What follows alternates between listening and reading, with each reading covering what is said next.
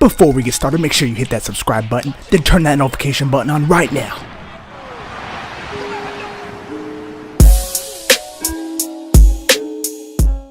While injuries are a part of the wrestling business, you never know when your luck is going to run out. Every wrestler that steps inside the ring understands the risk involved, and they know that they might not come out the same way. If you make it in the big leagues, the hectic schedule, performing almost every day, will leave your body battered and bruised, and you have to know how to take care of yourself to avoid any catastrophe inside the ring, saying that even the best have succumbed to the injury bug. While wrestlers more often than not return to active competition, there are certain injuries that cannot be shrugged off. Careers have ended in the ring, and there have been a few instances when the outcome was much worse than just a broken limb. My name is John, and in this video we take a look at 10 wrestlers whose careers were over due to an injury in the early 2000s and what they've been up to since. The saying, "everything happens for a reason," is probably the most appropriate for Chris Nowinski's case, who is recognized by the WWE as the youngest hardcore champ ever. Chris Nowinski, when he made his WWE debut, wouldn't be aware of the kind of impact he would have made, but it is his work outside the ring that has changed the landscape of not only the wrestling industry, but the sporting world in general.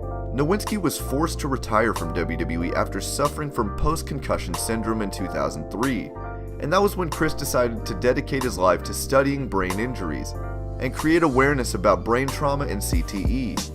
He was instrumental in the founding of the Concussion Legacy Foundation, which does extensive research on brain injuries in sports and works closely with athletes to diagnose concussions and raise awareness about CTE. When Nathan Jones was recruited by WWE, the company expected him to be a major player. Given his stature and frame, Nathan was expected to be a dominant force and was teamed up with The Undertaker relatively early in his career, and was also given a major spot on the WrestleMania 19 card. But once WWE realized that Jones wasn't ready for the big stage just yet, he was removed from the match and was given a reduced role. Jones left the company in 2003 and seldom worked on the independents.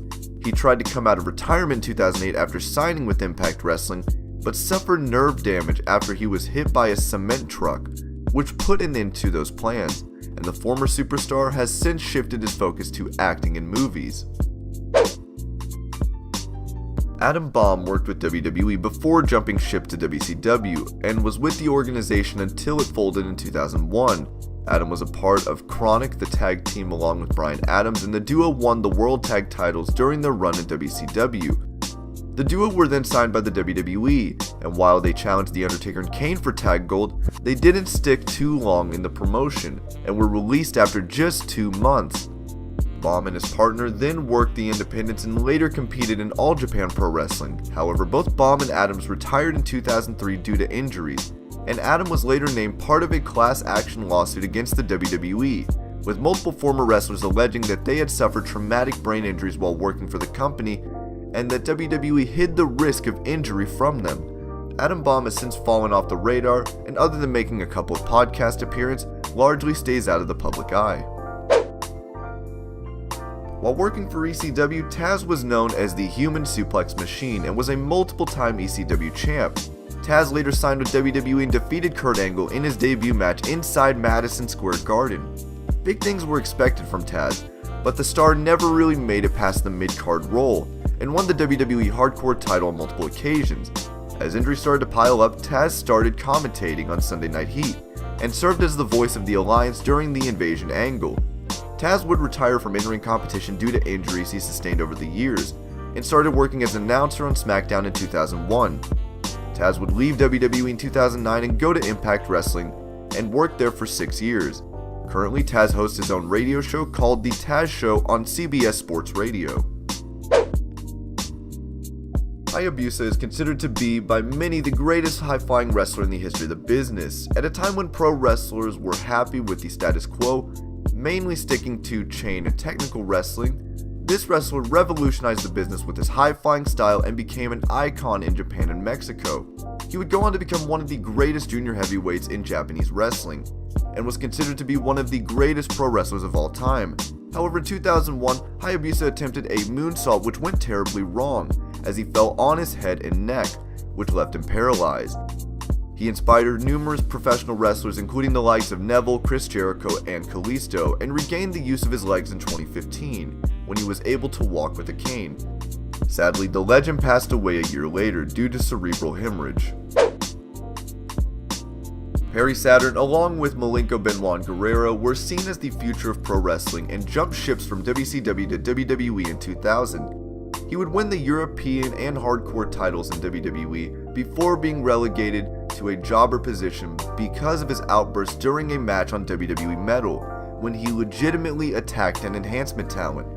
Saturn would injure his ACL in 2002 and was let go by the company that same year.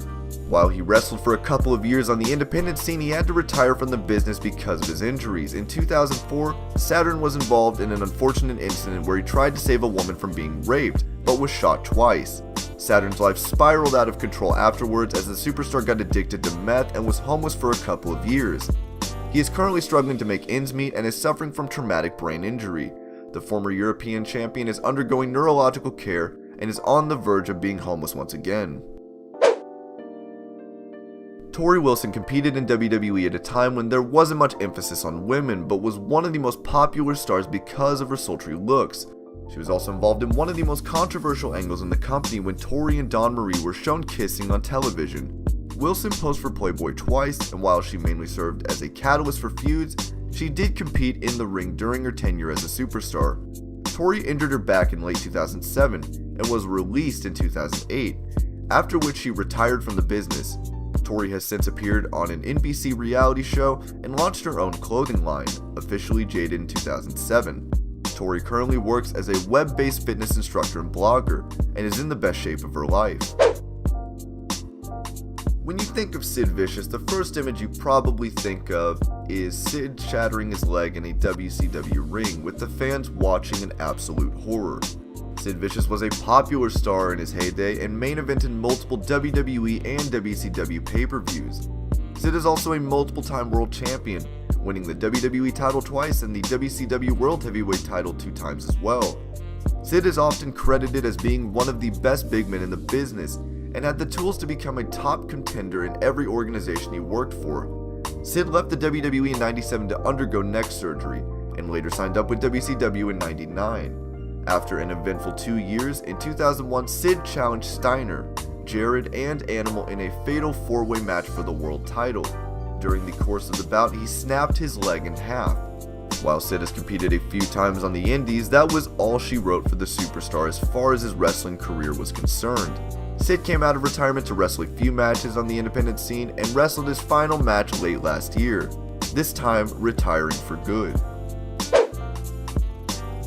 Speaking about unfortunate injuries, there is no doubt in anyone's mind that while Bret Hart's career was winding down in WCW, he still had it in him to go for another couple of years.